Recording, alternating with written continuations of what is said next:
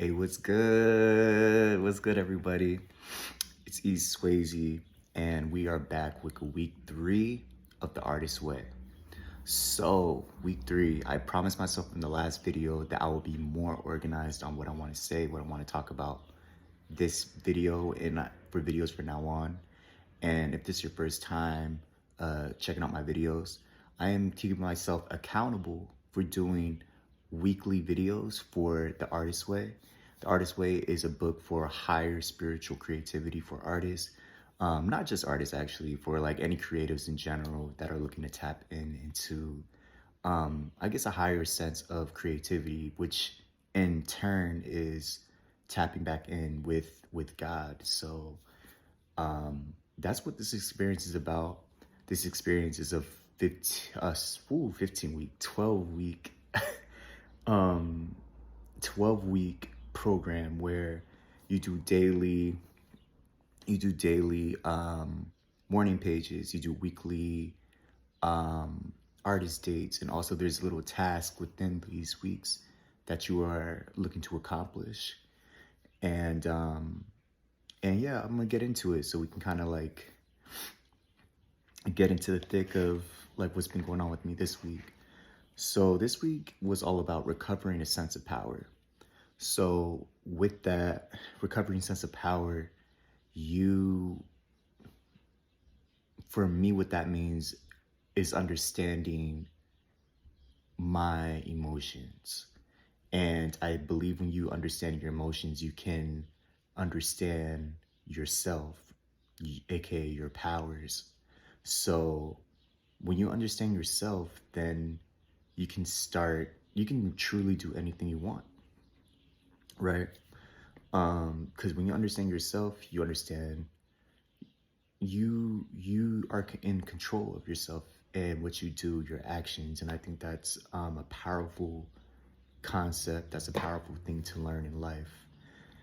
And dealing with unaccustomed emotions, I this week was an interesting week of that for me. Um, I have an issue with boundaries, and I've kind of always knew that, but I think I always had an issue of having people just kind of like in and out of my life because I didn't have strong boundaries, and my boundaries, I just wanted, I guess at the time I just didn't want to be lonely. I wanted to have friends. And with that I just allowed any and everybody into my life without realizing that I'm not setting proper boundaries of what, hey, this hurts me, hey, that hurts me, or people are doing certain just I think just allowing just any energy into my life just to ignore how I truly feel, and that has not been healthy for me. So I think this week was an interesting turn of events of me learning how to properly set these boundaries. And I had a friend reach out wanting to hang out. Also, I had a friend that also reached out a lot and that I haven't had much time to really talk to. And I think I just took accountability of, I think I did have a tendency to just kind of ghost people sometimes too, and not avoid the not be confrontational. But I realized like that I need to treat people the way that I wish to be treated.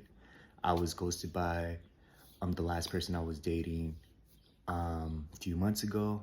I wish that we talked it out, or we at least came to resolution of like, hey, this isn't working for us. So I feel like that in all relationships from this point on, I want to at least have that communication of what's going on and how I'm feeling, how they're feeling, and just kind of be a little bit more upfront about my boundaries, about like where I'm at in relationships. I think that's very important. And the morning pages helped me with that, and I channeled I guess like my frustration with myself allowing others to just kind of just run rampant, you could say, in my life, due to me not having boundaries. And I had a lot of anger, and I realized there was a lot of anger um, and a lot of anger that I realized that I didn't think I had, or I had anger that I guess it was anger that I guess I always was there, but I never expressed it out loud. But then I'm just like, I realize when I'm just allowing just any and everybody into my life, I'm like, it's actually frustrating because I'm trying to do better for myself. And I realize that hanging out with certain people leads me to certain patterns, or allowing certain people to do XYZ allows certain patterns back. And I'm trying to move away from those patterns and become a new, better version of myself. So I think that's where I'm currently at in my journey. Um, Doing kind of like understanding my emotions, writing my emotions out. That's why the morning pages are very, very, very beneficial. Every morning you wake up, you dog tired, but guess what? You write in the pages, I'm tired. I don't feel like writing this. It's Monday, it's whatever day it is. I'm not in the mood.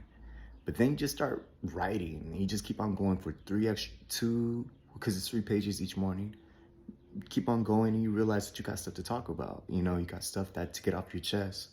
And I think that's a very interesting thing about morning pages that I very much admire, that there's a lot of things that I realize that are suppressed within. And because essentially morning pages are journaling.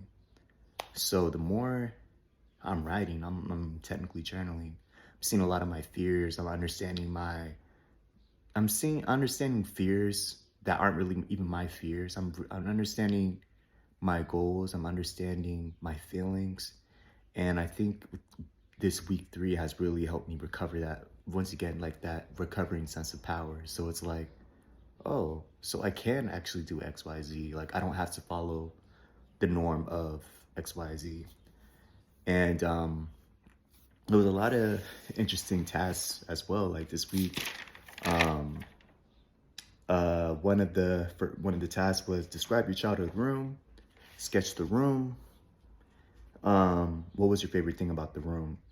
What was the favorite room thing about your room now? If nothing, get something in there and get something from your old childhood room. And I thought that was pretty cool. For me, I sketched out my childhood room.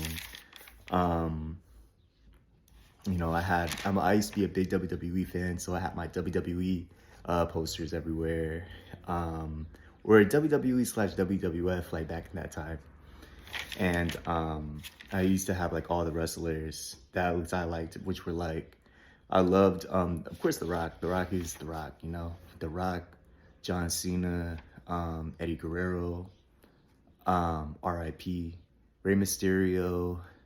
I like Chris Jericho, and those are like my favorites at like in that era, to be honest.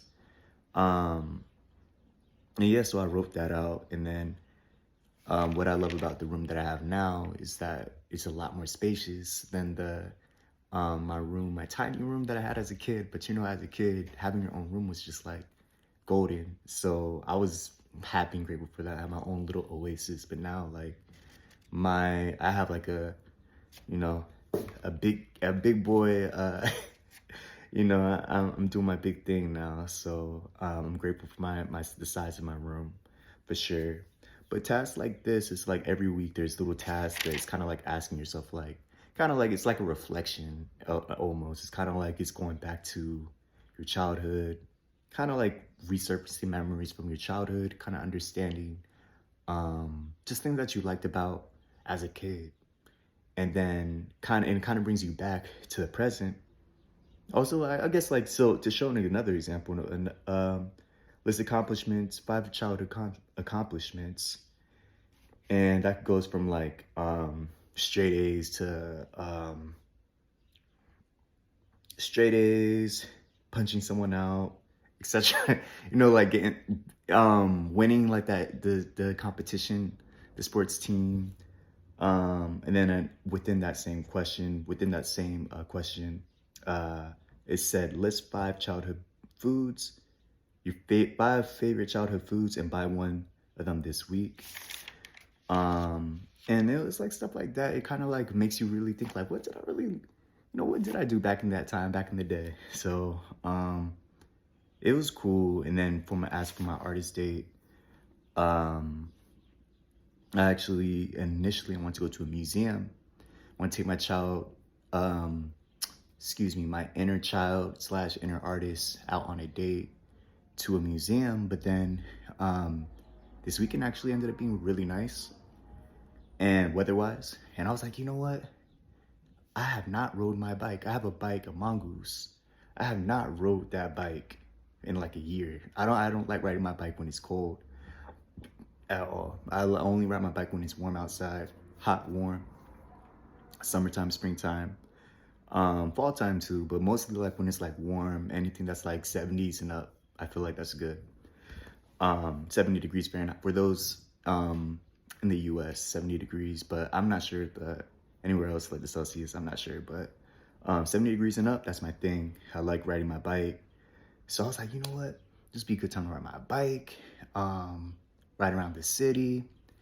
And I rode my bike around the city with my bike actually closer to where I used to live, like in an old neighborhood I used to live, and just kind of like reminisce. It's like, man, like I came a long way, this beautiful scenery of the city, and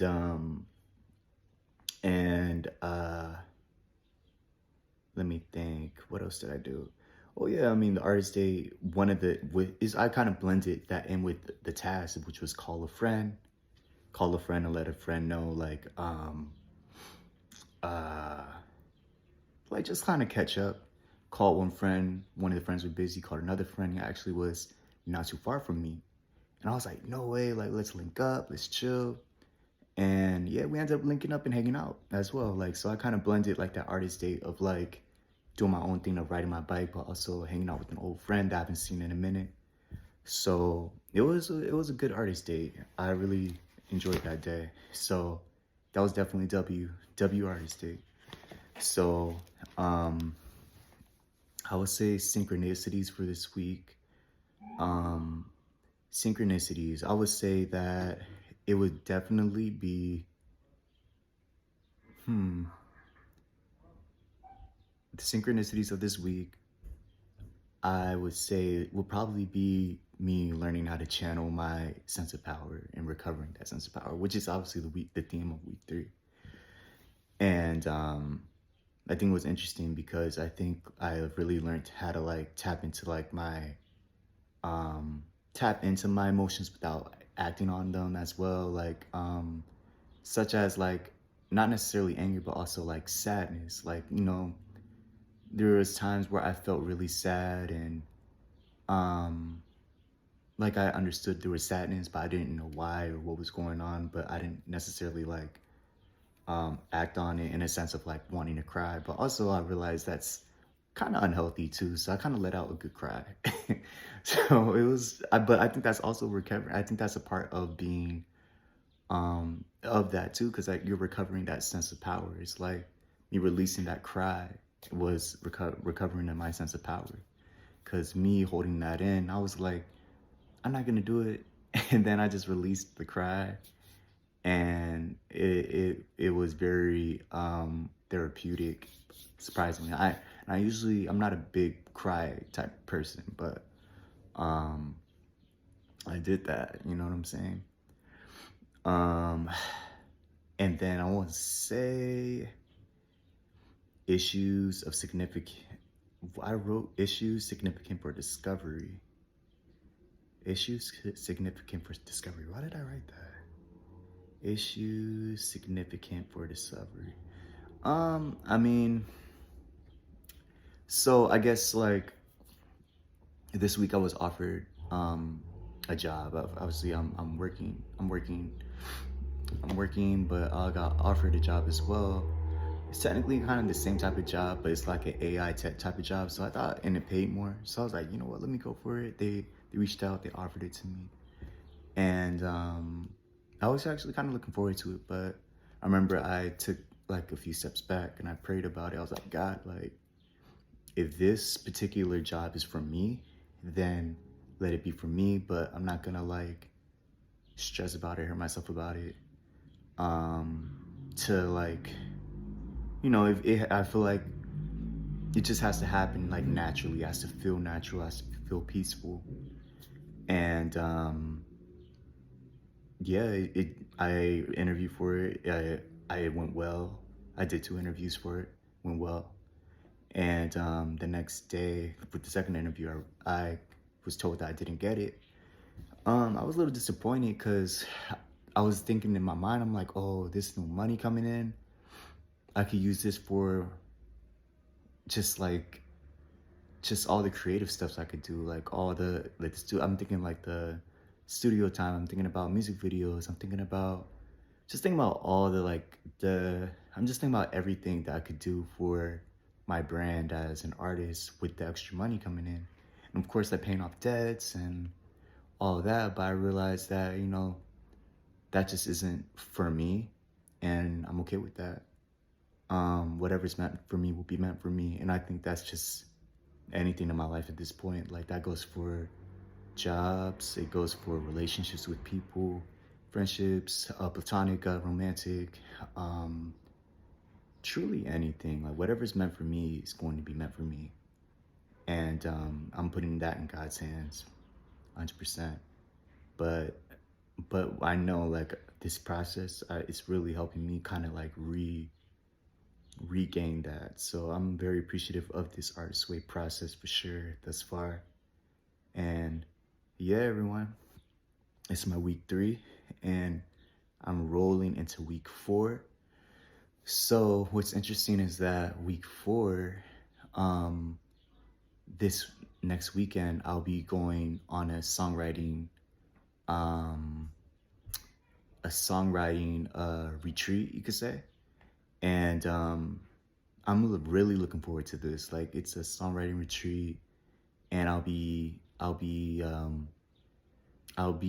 gone for like away from home. I think for like 3 days for the whole weekend, and I'm looking forward to it because from what I understand, I'll be paired with another experienced songwriter, and then we'll work together, and we'll create a song by the end of the weekend. So I'm looking forward to that, and of course, by the next video, I'll tell a lot more about that experience. But I think that's such a beautiful timing of everything that's going on with me doing the Artist Way, and just kind of like me tapping back into my creativity. And I'm truly blessed. Everything's working out in the way it's supposed to. So, all right, y'all. Well, this is week 3, recovering a sense of power. I feel a lot more organized with me kind of writing out like what like my tipping points and kind of giving examples of things compared to like last week. But it's a learning process. Everything's a learning process. So thanks for rocking with me. Like, follow, subscribe, whatever. Or you don't have to. You could just tune in whenever you want to tune in. But yeah, this is my process, y'all. And this is week 3 out of 12. So yeah, good stuff. All right, see y'all later. Love y'all.